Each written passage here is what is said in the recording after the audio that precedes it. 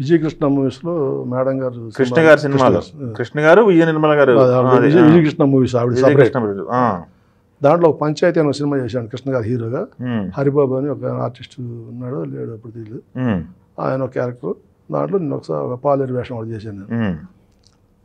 దాంట్లో వేషం చేస్తూ ఉంటే ఒక అవుట్డోర్లో ఫైట్ జరుగుతుంది, కృష్ణ గారికి నాకు ఫైట్.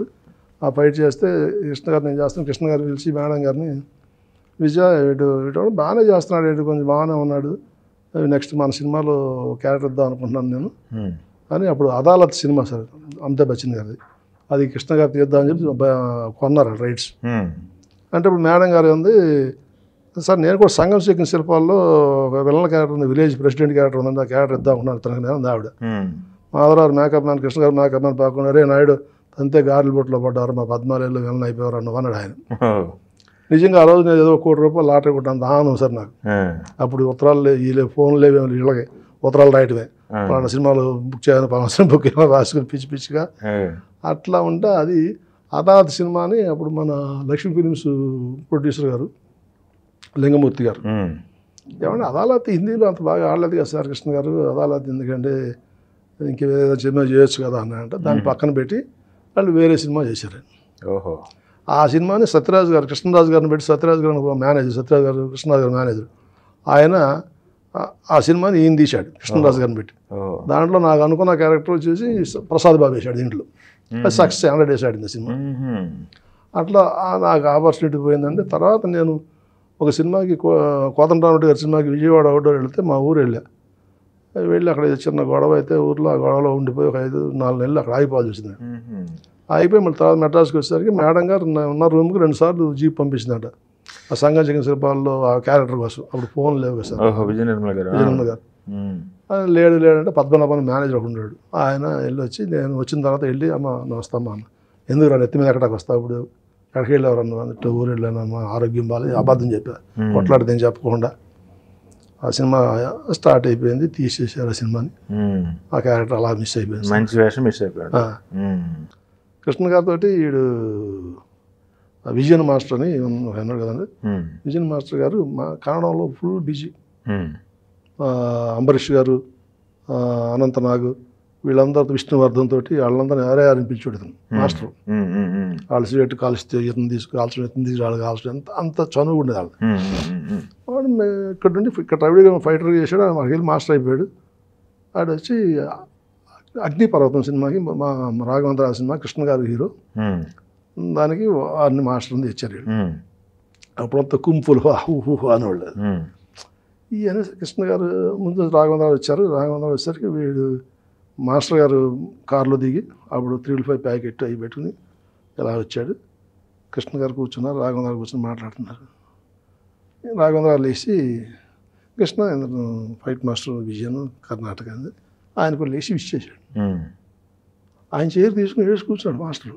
కృష్ణ గారు వేసి కూర్చున్నాడు. మర్చిపోయింది రాఘవేంద్ర గారు కూడా.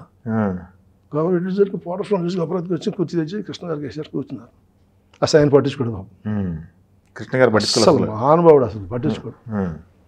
ఈలోపు ఫైట్ కంపోజ్ చేస్తాకి ఆడు కుర్రోళ్ళు ఫైట్ చేస్తున్నారట. వీడు పాన్ పరాకి వేసుకుని, సార్ అది నీకు పడినాం సార్,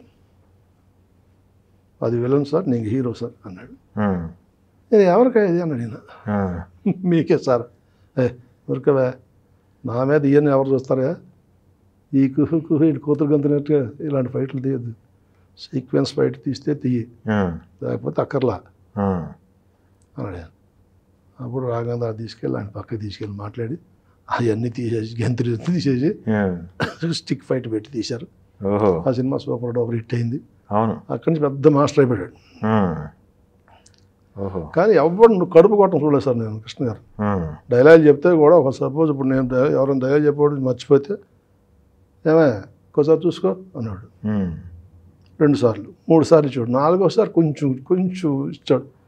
ఎవరు పెట్టారు అతను, ఏంటి అతను డైలాగ్ చెప్పలేకపోతున్నాడు అన్నాడు తప్పితే అప్పుడు కూడా తీసేయమన్నాడు కాదు, మాది వేరే వాళ్ళకి ఏమన్నా డైలాగ్ అని చెప్పి మార్పిచ్చాడు. కానీ ఆయన కూడా బాగా హెల్పింగ్ నేచర్. షూటింగ్లో వెళ్ళినా నేను ప్రతి సంవత్సరం May 30th కల్లా మేము ఊటీలో ఉన్నాను సార్ ఎవ్రీ ఇయర్. అవునా? ఆయన బర్త్డేకి అక్కడ ఒక సంవత్సరం 1 month ఒక సినిమా ప్లాన్ చేసుకుని అక్కడే అక్కడే ఉండి 1 month దాకా ఉండి సినిమా చేసుకుని బర్త్డే చేసుకుని వచ్చేవాడు. అట్లా ప్రతి సంవత్సరం వెళ్ళాడు మేము అక్కడికి. మహేష్ బాబు గారు అప్పుడు ఎంత చిన్న చిన్న పిల్లలు సార్ వీళ్ళు వచ్చేవాళ్ళు అక్కడికి. వాళ్ళు అక్కడికి వచ్చేవాళ్ళు ఎప్పుడు షూటింగ్లో వచ్చాడు కానీ మామూలుగా వచ్చేవాళ్ళు కాదు. ఈ బగరదమ్మ స్ట్రీట్ నెంబర్ 39లో 19 ఉంది. ఆ ఇంట్లో ఆఫీస్ వాళ్ళది ఆ బజార్లో. అక్కడ ప్రభాకర్ రెడ్డి గారు వెళ్ళి అందరి దగ్గర ఉంది అక్కడ. అప్పుడు పిల్లోడు స్కూల్కి వెళ్తే వచ్చేవాడు, బ్యాగులు వేసి కార్లో వచ్చి అక్కడ దిగాడు ఆఫీస్ దగ్గర. మహేష్ బాబు రమేష్ బాబు ఇద్దరు చిన్న చిన్న పిల్లలు. అప్పటి నుంచి తెలుసు ఎంత ఆర్టిస్ట్ అవుతుందో అప్పుడు ఎత్తుకుని ఫోటోలు దిగాడు నేను. అదే అదే నాకు అప్పుడు తెలియదు. ఇప్పుడు ఫోటోలు తీసేవాడు కూడా లేడు. అట్లాగే ఆ పిల్లోడిని కూడా ఒక సినిమా గూఢాచారి 116 ఏదో ఉంది సార్ ఒకటి, ఆయన దాంట్లో బాబు వేషం వేశాడు. టూరిజం ఉంది, ఇది టూరిస్ట్గా. దానికి రిలీజ్ అప్పుడు మద్రాసులో అప్పుడు ఒక సినిమా 25 సార్లు వేసాడు సార్ మాకు. ఫైటర్స్కి ఒకటి, డ్రైవర్లకు ఒకటి, హీరో ఒక షో అట్లా చెకప్ ఫ్రెండ్ చెకప్ చేసేవాడు కదా. అట్లా అందరిని మమ్మల్ని కూడా పిలిచేవాడు. మేము కూడా 10 సినిమా చూసేవాళ్ళం ఫ్రీగా. ఆ సినిమాకి వెళితే ఆ డ్యాన్స్లో చూసి చిరంజీవి గారు వచ్చి ఆ సినిమా చూసి మహేష్ బాబుని ఎత్తుకుని ఏమైనా ఆ తర్వాత మళ్ళీ నువ్వేనా సాంగ్స్ డ్యాన్స్లు చేయాలంటే అని చెప్పి ముద్దు పెట్టుకున్నాడు మహేష్ బాబుని. చిరంజీవి గారు మహేష్ బాబుని ముద్దు పెట్టుకుని ఎత్తుకొని.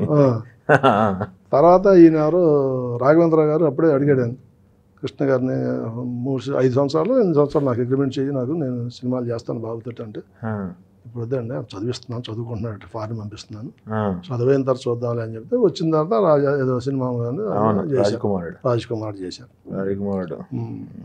ఆ పిల్లడు కూడా చిన్నప్పుడే అది 3 కొడుకుల్లో ఒక వేషం, రౌడీ వేషం ఊటీలో జరుగుతుందండి.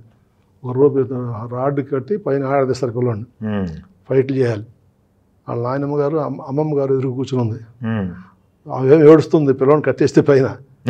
ఆయన పైన ఎందుకు అమ్మమ్మ ఏడుస్తావు నువ్వు, నేను చేస్తాను, నువ్వు అటు వెళ్ళిపోయి నుంచి వెళ్ళే అది అని అక్కడి నుంచి ఊరికి కిందకి ఫైట్లు చేశాడు. అప్పుడే బాగా షార్ప్ ఉన్నాడు మహేష్ బాబు. చిన్నప్పుడే షార్ప్ ఉన్నాడు. ఓకే. అప్పటి నుంచి ఆ పిల్లడు అలాగే అప్పుడు ఇప్పుడు మంచి వాళ్ళు నెంబర్ 1 స్టార్ అది ఎదిగాడు. అవును, సూపర్ స్టార్. అయితే నేను ఇది కూడా చేస్తాను నేను, అదేది మన మహర్షిలో ఆళ్ళ నరేష్ గారికి ఆ పక్కన సపోర్టింగ్ క్యారెక్టర్ ఒకటి, ఆయన స్ట్రైక్ చేస్తా ఉంటే అక్కడికి వచ్చి హోటల్లో డైలాగ్ ఏమన్నాయండి, అది చేశా. అప్పుడే అడిగాను బాబు ఫోటో దిగాలి బాబు అంటే, ఎవరికాడికి భయపడుతున్నాడు అడగటానికి. సో నేను అడిగా బాబు ఫోటో దిగాలి సార్, చాలా రోజులు ఏంటంటే తొందరగా నుంచి బాబా ఫోటోలు ఇచ్చాడు. ఫొటోస్ తీసుకున్నారా? ఓకే. తెలుసా మీరు నాన్నగారి దగ్గర నుంచి అంతా ఉన్నారని తెలుసా? ఆయనకి ఐడియా లేదు కదా? అంత ఐడియా ఉంది సార్. ఇప్పుడు మనం చెప్పడానికి కూడా మనకు సమయం ఉండదు, టైం ఉండదు. మనం అన్నీ వదిలేయటమే. మన మెమరీస్ మన మనసులో పెట్టుకోవటం. ఇవాళకి దేవుడు ఇంత సురక్షితంగా సంతోషంగా ఉంచాడంటే అది ఇప్పుడు నాకు 69 సంవత్సరాలు వచ్చింది సార్. 70 పడిలో పడిపోతున్నాం. ఇప్పుడు ఇంకేంటి సార్ చేసేది? కాకపోతే ఆశ అయితే ఉంది సార్, ఏదో ఒక రోజు ఒక వేషం వేస్తా, మంచి వేషం పడాలి, ఖచ్చితంగా చేస్తా సార్. అది మాత్రం నాకు ఎందుకో నా 6th సెన్స్ అనిపిస్తుంది, వేస్తారా అని. మా పిల్లలు ఏం వదిలే ఇంట్లో ఉండు అంటారు వాళ్ళు. ఇప్పుడు కూడా మీటింగ్కి వెళ్తున్నానంటే, ఇంటర్వ్యూకి వెళ్తున్నానంటే, ఎందుకయ్యా నువ్వు లేనిపోయి అన్ని వెళ్తావు ఆరోగ్యం బాగోకుండా